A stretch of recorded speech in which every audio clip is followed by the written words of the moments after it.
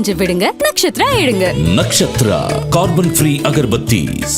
புரட்சி தமிழரின் எழுச்சி பயணம். மக்களை காப்போம், தமிழகத்தை மீட்போம். மாணவர்களின் சிந்தனைகளை வடிவமைக்க SNS இன்ஸ்டிடியூஷன்ஸ். மாணவர்களின் சாதனைகளை போற்றும் SNS இன்ஸ்டிடியூஷன்ஸ் கோவை.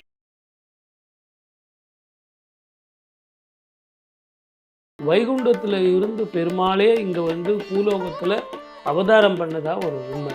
அதனால தான் இந்த புரட்டாசி மாதம் சனிக்கிழமைங்கிறது ரொம்ப ரொம்ப விசேஷம். இந்த அவதரித்த இந்த காலகட்டத்தை தான் பிரம்மோற்சவம் அப்படின்னு சொல்லிட்டு திருப்பதியில் இன்னைக்கும் ஒவ்வொரு புரட்டாசி மாதமும் அந்த வருஷத்தில் பிரம்மோற்சவம் செஞ்சு அந்த நாளை நம்ம நினைவுபடுத்தி அந்த உற்சவங்கள்லாம் செஞ்சு நம்ம வழிபடுறோம். இந்த காலகட்டத்தில் எளிமையாக சில பூஜைகள் செஞ்சு நோன்பு இருந்தால் சகல சம்பத்தும் குபேர சம்பத்தாக மாறும் அப்படிங்கிறது தான் ஒரு சின்ன ரகசியம். ஏன்னா உனக்கு வந்த வருமானத்தை அசல்ல சேர்க்கணும்னு சொல்லிட்டு அவன் பக்கத்திலே இருந்து எடுத்துட்டு போயிடுறான். அப்படிப்பட்ட குபேர சன்னதிக்கு எதிர்த்த மாதிரி அந்த உண்டியில் அமைந்திருக்கும். எல்லாத்துக்குமே வாஸ்து ரீதியான முறைப்படி அமைந்த கோவில் தான் திருப்பதி வெங்கடாஜலபதி கோவில். நிறைய விளக்கங்கள் சொல்லலாம். ஆனால் வைகுண்டத்தில் இருந்து சுவாமி லக்ஷ்மியோடு வந்து இந்த பூலோக வைகுண்டத்தில் திருப்பதியில் திருமலையில் வந்து அவதரித்த நாள்தான் புரட்டாசி சனிக்கிழமை. வைகுந்தத்தில் இருந்து வரும்போதே லக்ஷ்மியோடு வந்தவர், லக்ஷ்மியோடு அவதாரம் செஞ்சவர், லக்ஷ்மியோடு இந்த மலையில் தங்கியவர். ஆகவே லக்ஷ்மியோடு இருக்கிறதுனால தான் பெருமாளையும் வழிபடணும், லக்ஷ்மியையும் வழிபடணும். வணக்கம். இன்று நம்முடன் தெய்வீக ஜோதிடர் பாலகிருஷ்ணா ரெட்டி அவர்கள் இணைந்துள்ளார்கள். வணக்கம். வணக்கம். புரட்டாசி மாதம் பிறந்திருக்கு சார். புரட்டாசினாலே பெருமாள் வழிபாடு, பெருமாளை கொண்டாடக்கூடிய ஒரு மாதமாக இந்த புரட்டாசி மாதம் இருக்கு. புரட்டாசி மாதத்துக்கும் பெருமாளுக்கும் உண்டான தொடர்பு என்ன? எல்லா ஜோதிடர்களும் சொல்றது வந்து அந்த சூரியன் சந்திரனுடைய ஸ்திதியை தான். அதே மாதிரி புதனது வீடான கன்னி வீட்டுக்கு வந்து சூரியன் பிரவேசிக்கும் காலம். இந்த காலகட்டத்தில் நமக்கு பெருமாளை வழிபடணும் அப்படின்னு சொல்லுவாங்க. ஆனால் உண்மையிலேயே ரகசியம் என்னன்னு கேட்டிங்கன்னா, இந்த புரட்டாசி மாதம் சனிக்கிழமை தான் வைகுண்டத்தில் இருந்து பெருமாளே இங்கே வந்து பூலோகத்தில் அவதாரம் பண்ணதா ஒரு உண்மை.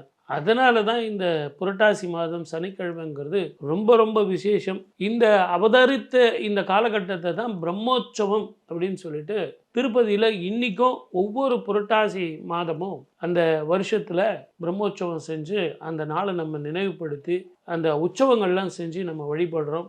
பெருமாள் வந்து புதனுடைய ஆதிக்கத்தில், புதன் அப்படின்னால விஷ்ணுவுக்கு அதிபதி. அதனால தான் அந்த காலத்தில் வந்து சூரியன் பிரவேசிக்கிற காலத்தில் சுவாமி இங்கே இறங்கி வந்து பூமி பாரத்திற்காக இங்கே செய்யக்கூடிய மக்களினுடைய கஷ்டத்திற்காக தீர்வு கொடுப்பதற்காக, புதன் அப்படின்னாலே ஞானத்தை தருபவர், புத்திசாலித்தனம், படிப்பு, கல்வி, பசங்களுக்கு வேலை வாய்ப்பு, பெண்களுக்கு திருமணம், உடல் ஆரோக்கியம், மன நிம்மதி, சத்சந்தானம் அப்படின்னு சுப பலன்களாக கொடுக்கக்கூடியவர் புதன். அதுலேயும் மூல திரிகோணத்தில் இருக்கக்கூடிய அந்த கன்னி ராசியில வந்து பெருமாள் இங்கே இருக்கிற காரணத்தினாலேயும் சாதாரண ஜனங்க நமக்கெல்லாம் என்ன தேவை, இதுதான் இகப்பர சுகம்தான், இதை நம்ம கேட்டு வாழ்க்கையில வெற்றி பெறணும் அப்படிங்கிறதுக்காக தான் இப்படிப்பட்ட விழாக்கள்ல நம்ம வச்சிருக்கோம். ஆகவே தான் புரட்டாசி மாசத்துல திருப்பதி வெங்கடாஜலபதிக்கு தளிகை போட்டு நோன்பு இருந்து, எல்லாத்தோட குபேர சம்பத்து சேரக்கூடிய ஒரே இடம் கலியுகத்துல எங்கன்னு கேட்டா திருப்பதி வெங்கடாஜலபதி கோவில் தான். ஒரு மனுஷனுக்கு தேவை என்ன? ஆயுள், ஆரோக்கியம், பணம். அந்த பணம் சேரக்கூடிய இடம் திருப்பதிக்கு போயிட்டு வந்தா திருப்பம் வரும். ஆகவே இந்த காலகட்டத்தில் எளிமையாக சில பூஜைகள் செஞ்சு நோன்பு இருந்தால் சகல சம்பத்தும் குபேர சம்பத்தாக மாறும் அப்படிங்கிறது தான் ஒரு சின்ன ரகசியம். திருப்பதி அப்படின்னாலே நமக்கு பொருளாதாரம் அப்படிங்கிறது தான் ஞாபகம் வரும். படியளக்கக்கூடிய நாராயணர் அங்கே நமக்கு வந்து கொட்டி கொடுக்கிறார் அப்படிங்கிறதும், வியாபாரம் சம்பந்தப்பட்ட தொழில் பங்கீடு அப்படிங்கிறதெல்லாம் வரும். இப்போ இந்த குபேர சம்பத்து அப்படின்னு சொன்னீங்க, ஒட்டுமொத்தமாக திருப்பதி பொருளாதாரம் உங்களுடைய பார்வை சார்? பெருமாள் அப்படின்னு சொன்னோடனே நம்ம திருப்பதியே எந்த கிரகத்துக்கு எந்த ராசிக்கு உண்டானவர்னு ஒரு கணக்கு இருக்கு. சந்திரஸ்தலம், சந்திரனுக்கு உண்டான ஸ்தலம். இது புதனுடைய வீட்டுக்கு வேற அவர் போறார். ஆகவே சந்திரனுக்கு உண்டானவர் புதனுடைய வீட்டில் போகும்போது தெளிவான சிந்தனை, தெளிவான புத்தி, தெளிவான முடிவெடுக்கக்கூடிய அந்த நிலையை குடிக்கக்கூடியவர் தான் புதன். ஆகவே முதல்ல உங்களுக்கு ஐஸ்வர்யம் வந்து சேரும், பணம் வந்து சேரும். அதனால்தான் எளிமையான சில பூஜைகள் செஞ்சு இந்த காலகட்டத்தில் நீங்கள் எந்த சுவாமிக்கு பார்த்தீங்கன்னா, முருகனுக்கு பார்த்தீங்கன்னா தேனும் தினை மாவும், இங்கே பச்சரிசி மாவு. பச்சரிசி அப்படிங்கிறது சந்திரனை குறிக்கக்கூடியது. அந்த பச்சரிசி மாவில் வெல்லம் சுக்கர்னது ஆதிக்கம், இது இரண்டையும் கலந்து சுவாமிக்கு வந்து மாவிளக்கு போடுவாங்க. அதுலேயும் நெய் ஊற்றி இந்த மாவிளக்கு போட்டால் பெருமாளுக்கு ரொம்ப ஏற்ப. தளிகை அப்படிங்கிறது இந்த காலகட்டத்தில் உண்டான உணவுகள், பருவ காலம். இந்த பருவத்துக்கு தகுந்த மாதிரி இந்த உணவுகளை நிறைய எடுத்துக்கணும், அயன் அண்ட் புரோட்டீன் நிறைய எடுத்துக்கணும் அப்படிங்கிறது தான் ஒரு உண்மையான விஷயங்கள். ஆகவே இந்த புரட்டாசி மாதத்தில் நோன்பு இருக்கிறதுங்கிறது உடல் ஆரோக்கியத்துக்காக, உடல் உஷ்ணத்தை கழிப்பதற்காக. இந்த காலகட்டத்தில் மழை காலம், எளிமையான உணவு சாப்பிடணும், அப்போ தான் உங்களுக்கு ஜீரண சக்தி வரும். இந்த ஜீரண சக்தி ஆகிறதுக்காக தான் நான் வெஜிடேரியனை வந்து புரட்டாசி மாதம் முழுவதுமே யாரும் தொடர்றது இல்லை. அப்படின்னா எளிமையாக ஜீரணமாகும் இந்த காலகட்டத்தில். அதே மாதிரி இந்த செல்வம் சேர்றதுக்காக முத்து மாலையும் இந்த மாவிளக்கும் பச்சை கற்பூர தீர்த்தமும் துளசியோடு சேர்ந்து சாப்பிடும்போது உங்களுக்கு அந்த வயிற்றில் இருக்கிற கழிவுகள் போகும், நாடி சுத்தம் ஏற்படும். இது எல்லாம் கரெக்டாக இருந்தால் பிபி நார்மலாக இருக்கும், தெளிவான சிந்தனையோடு முடிவெடுக்கக்கூடிய திறமை வரும். புத்திகாரகன் புதன், சந்திரன் அங்கே போய் சேர்றது, இது எல்லாம் சேர்ந்து தான் பெரியவங்க இந்த சேர்க்கையை ஒன்றா சேர்த்து நீங்கள் குடும்பத்தோடு சந்தோஷமாக வாழணும். இது ஒரு ஆணுக்கு மட்டும் உள்ள பண்டிகை இல்லை, ஒரு பெண்ணுக்கு மட்டும் உள்ள பண்டிகை இல்லை, இல்லை குழந்தைகளுக்கு மட்டும் உள்ள. தீபாவளிலாம் பார்த்தீங்கன்னா சின்ன பிள்ளைங்க எல்லாம் பட்டாசு வெடிக்கிறது, பட்டாடை உறுத்துறது, ஸ்வீட் சாப்பிட்றது அப்படின்னு இருக்கும். இங்கே பார்த்தீங்கன்னா மாவிளக்கு ஏற்றுறது, கற்பூரம், அந்த கற்பூரத்திலேயே பெருமாளை வந்து விளக்கேற்றி ஜோதிப ஸ்வரூபமாக பெருமாளை வழிபடுவாங்க. ஆகவே இதையெல்லாம் செய்கிறது எதற்காகனா மன சந்தோஷமும் நாடி சுத்தமும். இதுதான் உண்மை. இப்போ புரட்டாசி அப்படின்னாலே சனிக்கிழமைகள் வந்து ரொம்ப விசேஷமாக இருக்குது. புரட்டாசியில் எல்லா நாளும் இருந்தாலும் ஏன் சனிக்கிழமைக்கு இவ்வளவு முக்கியத்துவம்? சனிக்கிழமையில் வந்து சுவாமி அவதாரம் செஞ்சு, புரட்டாசி சனிக்கிழமையில் சுவாமி அவதாரம் செஞ்சது. பின்னாளில் வந்து சனீஸ்வரர் இங்கே வந்து வழிபட்ட தலம் அப்படின்னு இவங்க நிறைய சொல்லலாம். அங்கே சனீஸ்வரனுக்கு ஏற்பட்ட அனுபவங்கள் அப்படின்னு ஜோதிட ரீதியாக, ஆன்மீக ரீதியாக நிறைய விளக்கங்கள் சொல்லலாம். ஆனால் வைகுண்டத்தில் இருந்து சுவாமி லக்ஷ்மியோடு வந்து இந்த பூலோக வைகுண்டத்தில் திருப்பதியில் திருமலையில் வந்து அவதரித்த நாள்தான் புரட்டாசி சனிக்கிழமை. இந்த சனிக்கிழமைக்கும் பெருமாளுக்கும் இதுதான் தொடர்பு. இந்த தொடர்பில் உங்களுக்கு 7.5 சனி நடந்துக்கிட்டு இருக்கா, சனி மகாதிசைகள் இருக்கா, அஷ்டமாதிபதியினுடைய திசை நடந்துக்கிட்டு இருக்கா, இதற்கெல்லாம் உங்களுக்கு தீர்வு தரக்கூடியது தான் இந்த வழிபாடு. பொதுவாகவே உபவாசம் அப்படின்னா முதல்ல என்ன அர்த்தம்னு தெரிஞ்சுக்கணும். உபவாசம், உப அப்படின்னா நெருக்கமான அர்த்தம். யாருக்கு நெருக்கமாக இருக்கீங்க? இறைவனுக்கு மிக அருகாமையில் இருக்கீங்க. அதனால தான் அதுக்கு பேர் உபவாசம்னு பேர். வாசம்னா இருக்கிறது, உபனா கிட்ட, கிட்ட இருக்கிறது. யாருக்கிட்ட? இறைவனுக்கு மிக அருகில் இருக்கிறீங்க.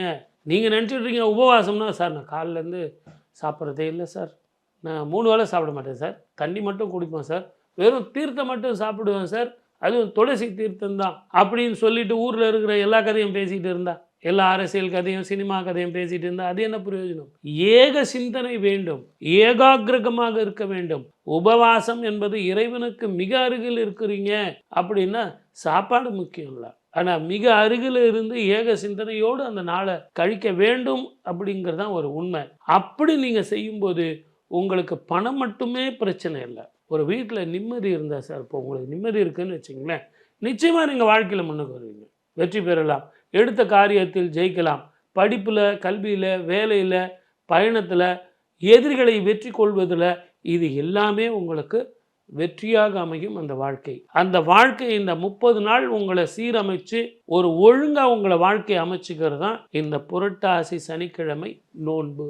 பெருமாள் அப்படின்னோடனே நம்ம பெருமாளை மட்டுமே வழிபாடு செய்கிறதில்ல, தன்னுடைய நெஞ்சத்திலேயே குடி வச்சிருக்காங்க லக்ஷ்மி தேவியை. இப்போ லக்ஷ்மி தேவியுடைய வழிபாடும் பெருமாளுடைய வழிபாடும் இந்த புரட்டாசி மாசத்துல எவ்வளவு சிறப்பானது. பொதுவாகவே நீங்கள் தாயாரை வழிபடுறது பார்த்தீங்கன்னா வெள்ளிக்கிழமை அன்னைக்கு வழிபடுவாங்க. அந்த வெள்ளிக்கிழமை எதற்காக? பெருமாளுக்கு பார்த்தீங்கன்னா சனிக்கிழமை அவதரித்த நாள் அப்படின்னு நீங்கள் சொல்கிறீங்க.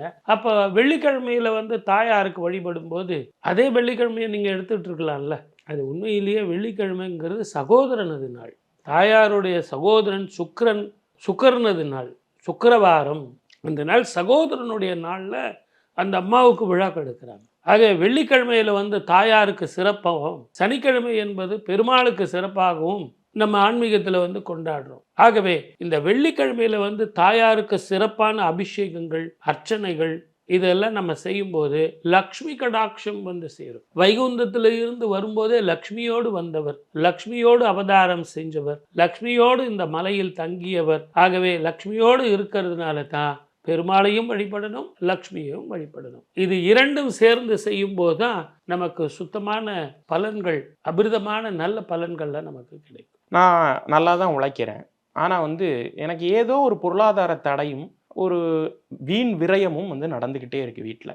அப்படிங்கிறப்ப இந்த புரட்டாசி, இந்த பொருளாதார தடை வீண் விரயங்களுக்கு ஒரு தீர்வாக அமையுமா? புரட்டாசியில் இந்த ஒரு பிரச்சனைக்கு என்ன செய்யும்? நீங்கள் மழை வந்த உடனே பார்த்துருக்கீங்களா? புது மழையில் பார்த்துருக்கீங்களா? அந்த புது மழை தண்ணியில் போகும்போது பார்த்தீங்கன்னா நிறைய மீன்கள் இருக்கும்.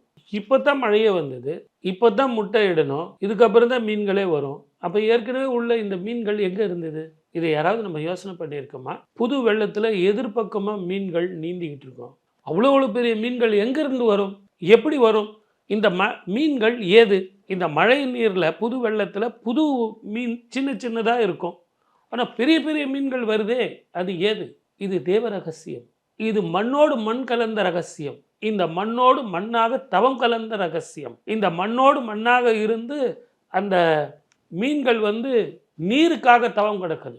புது வெள்ளம் ஒரு துளி பட்ட உடனே மண்ணை பிளந்துக்கிட்டு வெளியே வருது.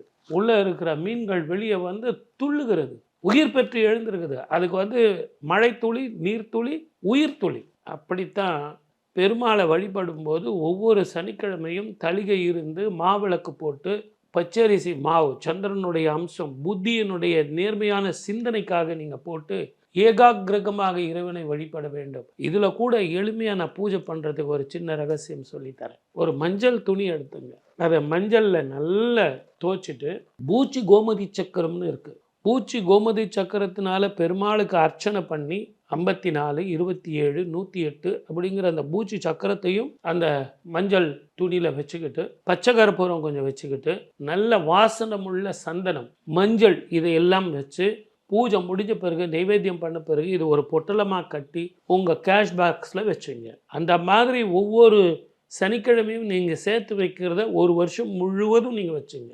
அடுத்த புரட்டாசி மாதம் சனிக்கிழமைக்கு புதுசாக வச்சுங்க. இதை எடுத்துகிட்டு போய் உங்கள் காணிக்கையோட திருப்பதி உண்டியில் நீங்கள் செலுத்துங்க. அவ்வளவு பிரமாதமான பணம் சேரக்கூடிய, வாஸ்து ரீதியான பிரச்சனையாக இருந்தாலும், கிரக தோஷங்கள் இருந்தாலும், கண் திருஷ்டிகள் இருந்தாலும், அது அத்தனையும் போய் அந்த பூச்சி கோமதி சக்கரத்துக்கும், மஞ்சளுக்கும், சந்தனத்துக்கும், பச்சை கற்பூரத்துக்கும் தன ஜன ஆக்கர்ஷண சக்தி உண்டு. தனம் சேரும், ஜன வசியம் இருக்கும், உங்களை யாரும் எதிரியாக நினைக்க மாட்டாங்க, பண வசியம் இருக்கும், பணம் சேரும். ஒரு 100 ரூபா நோட்டு வச்சிங்கன்னா கூட ஒரு 5 நோட்டு சேரும். தன ஜன வசியமாக உங்களுக்கு இருக்கும். இதுதான் உண்டியல் எங்கே இருக்குங்கிறத நீங்கள் திருப்பதியில் கவனிக்க வேண்டிய ஒரு விஷயம். குபேரன் எதிரிலேயே உட்காந்துக்கிட்டு, அதுதான் கடன் கொடுத்தவன் எதிரில் உட்காந்து பார்த்துட்டு இருப்பான், உனக்கு எவ்வளோ வருமானம் வருது, ஏன்னா உனக்கு வந்த வருமானத்தை அசலில் சேர்க்கணும்னு சொல்லிட்டு அவன் பக்கத்திலே இருந்து எடுத்துகிட்டு போயிடுறான். அப்படிப்பட்ட குபேர சன்னதிக்கு எதிர்த்த மாதிரி அந்த உண்டியல் அமைந்திருக்கும். எல்லாத்துக்குமே வாஸ்து ரீதியான முறைப்படி அமைந்த கோவில் தான் திருப்பதி வெங்கடாஜலபதி கோவில். ஆகவே நான் சொன்ன இந்த எளிமையான பரிகாரம், அன்னைக்கு தயவு செஞ்சு நெய்யில் வந்து தீபம் போடுறது, மாவிளக்கு போடுங்க. ஆனால் மற்ற விளக்குகள் எல்லாமே நல்லெண்ணெய் தீபம் போடுங்க.